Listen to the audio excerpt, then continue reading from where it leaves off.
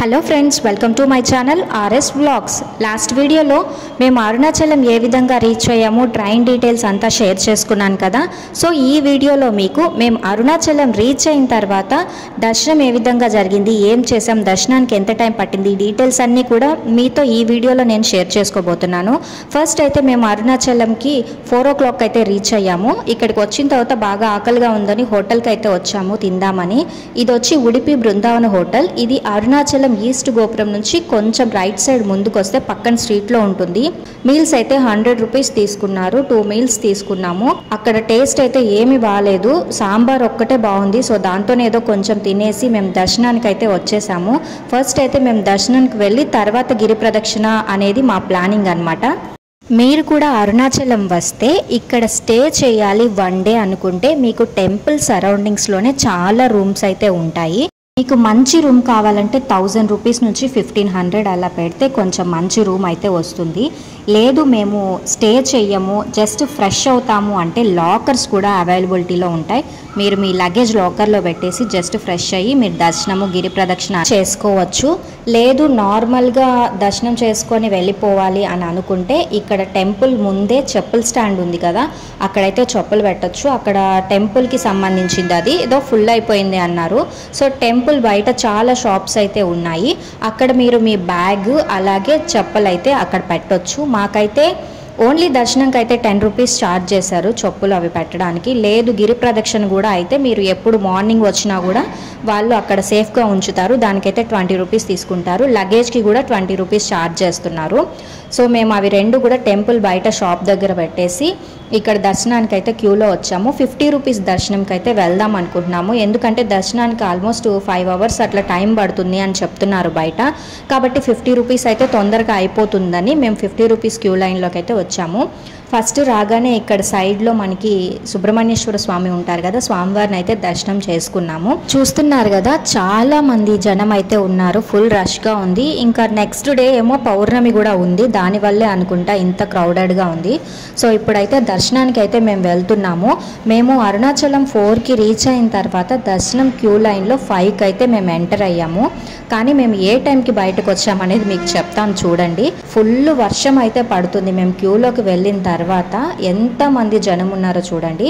ఇక్కడ పైన షెడ్ అయితే ఉంది, అవతల పక్క ఉన్న జనాలకి ఎటువంటి షెడ్ లేదు, జస్ట్ ఒక క్లాత్తో ఏదో డెకరేషన్ చేస్తున్నారు. ఫుల్ వర్షము. మేము ఇంతసేపు అక్కడే 7 అంటే 2 hours పాటు అక్కడే నిల్చున్నాం. పైన వర్షం అలాగే పడుతుంది, అలాగే తడుస్తూ అయితే నిల్చుండిపోయాము. ఆ క్యూలో చిన్నపిల్లలు ఉన్నారు, చాలా ఏజ్డ్ పర్సన్స్, ముసలి వాళ్ళు ఉన్నారు. అయినా కూడా వర్షంలో అలాగే తడుస్తూ ఉండిపోయారు. నాకైతే అసలు టెంపుల్ మెయింటెనెన్స్ అయితే సరిగా అనిపించలేదు, చాలా క్రౌడెడ్గా ఉంది. అట్లీస్ట్ వర్షం పడుతున్నప్పుడు ఏదైనా వాళ్ళు అరేంజ్ చేసినా బాగుండు అనిపించింది. పవర్ కూడా చూడండి పోతూ వస్తూ ఉంది. ఇప్పుడు ఈ మధ్య ఇంతకు ముందు అరుణాచలం వెళ్ళినప్పుడు ఫుల్ టెంపుల్ అంతా కూడా మనం స్ట్రైట్గా వెళ్ళి అంతా తిరగడానికి అయితే ఛాన్స్ ఉంది. ఈ మధ్య అరుణాచలం అందరికీ తెలుసు చాలా ఫేమస్ అయిపోయింది. చాలామంది భక్తులు అయితే రావడం వల్ల వాళ్ళు ఏంటంటే ఒక 2 queues అరేంజ్ చేశారు. 50 రూపీస్ ఫ్రీ దర్శనం లేదా స్పెషల్ దర్శనము. సో ఆ క్యూలో మనం ఏ వేలో అయితే వెళ్తామో ఆ వేలో మనకి ఏవేవైతే గోపురాలు కానీ టెంపుల్కి సంబంధించి కానీ వస్తాయో అవి మాత్రమే చూడడానికి అయితే అవకాశం ఉంటుంది. ఎటువైపు కూడా పంపించట్లేదు. చూడండి ఇది వచ్చేసి 1000 కాళ్ళ మండపము. మనకి టెంపుల్ లోపలికి మనం ఎంటర్ అవ్వగానే పక్కనే ఉంటుందన్నమాట 1000 స్తంభాల మండపము. మేమైతే స్టేయింగ్ ఏమీ ప్లాన్ చేసుకోలేదు. ఫస్ట్ అయితే అరుణాచలం రీచ్ అయ్యి గిరి ప్రదక్షిణ దర్శనం చేసుకొని మళ్ళీ రిటర్న్ అయిపోవాలనేది మా ప్లాను. బట్ ఏంటంటే మేము 4కి అట్లా రీచ్ అయ్యాం కదా, మళ్ళీ గిరి ప్రదక్షిణ స్టార్ట్ చేసేస్తే నైట్ అవుతుంది, అప్పుడు టెంపుల్ అనేది క్లోజ్ చేస్తారు, మళ్ళీ మార్నింగ్ ఉండాల్సి వస్తుంది అని ఫస్ట్ మేము దర్శనంకి అయితే వెళ్ళిపోయాము. దర్శనం ఏంటంటే మనకి 9:30కి నైట్ టెంపుల్ క్లోజ్ అవుతుంది కాబట్టి ఆల్మోస్ట్ ఎంత రష్ ఉన్నా కూడా 9:30 లోపు అయితే కంప్లీట్ అయిపోతుంది అని మేము ఫస్ట్ దర్శనం చేసుకున్నాం. తర్వాత గిరి ప్రదక్షిణ ఎర్లీ మార్నింగ్ వరకు ఎంతసేపు చేసుకున్నా కూడా మనం తర్వాత రిటర్న్ అయిపోవచ్చు అని మేము ఆలోచించి ఫస్ట్ దర్శనానికి అయితే వెళ్ళాము.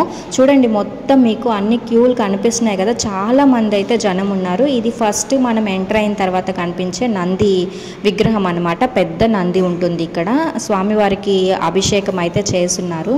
చూడండి ఫుల్ క్రౌడ్ ఉంది. చిన్నపిల్లలు, పెద్దవాళ్ళు అందరు చాలామంది వెయిట్ చేసి అంత టైము 1 hours నిలబడలేక ముసలోళ్ళు అయితే అక్కడ కూర్చొని ఇంకా వెళ్ళలేము అంటున్నారు. వాళ్ళు చాలా దూరం నుంచి అయితే వచ్చున్నారు.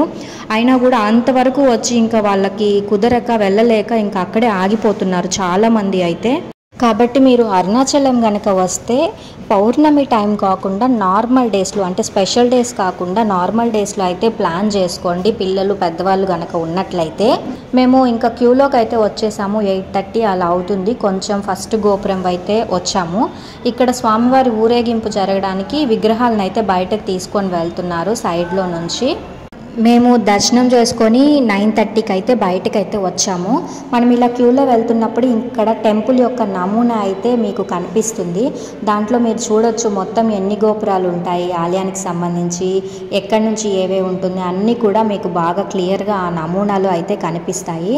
సో మేము కొంచెం లోపలికి అయితే రీచ్ అయ్యాము. 9:30కి అంతా మేము బయటకు వచ్చాము. ఆల్మోస్ట్ 5.5 hours పట్టింది మాకు దర్శనంకి. మీరు అరుణాచలం గురించి, అంటే టెంపుల్ గురించి, అక్కడ చూడవలసిన ప్లేసెస్ గురించి అయినా లేదా స్థల పురాణం గురించి మీరు తెలుసుకోవాలంటే మన ఛానల్లో ఆల్రెడీ వీడియోస్ అయితే అప్లోడ్ చేస్తున్నాను. దాంట్లో మీకు డిస్క్రిప్షన్లో లింక్ ఇస్తాను. ఇంట్రెస్ట్ ఉంటే స్థల పురాణము, అరుణాచలంలో ఏమేం ప్లేసెస్ చూడొచ్చు ఇవన్నీ కూడా తెలుసుకోవాలంటే అవి చూడండి. అరుణాచలాన్ని తిరువన్నామలై అని కూడా అంటారు.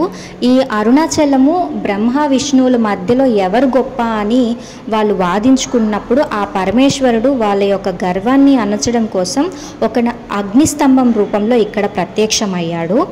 ప్రత్యక్షమైన స్వామివారిని ఆయన ఎలా అయితే ప్రత్యక్షమయ్యారో అలాగే వెలిసి ఉండాలి అని వాళ్ళిద్దరూ కోరుకున్న తర్వాత స్వామివారు ఇక్కడ వెలిశారు అనేది దీని యొక్క స్థల పురాణము.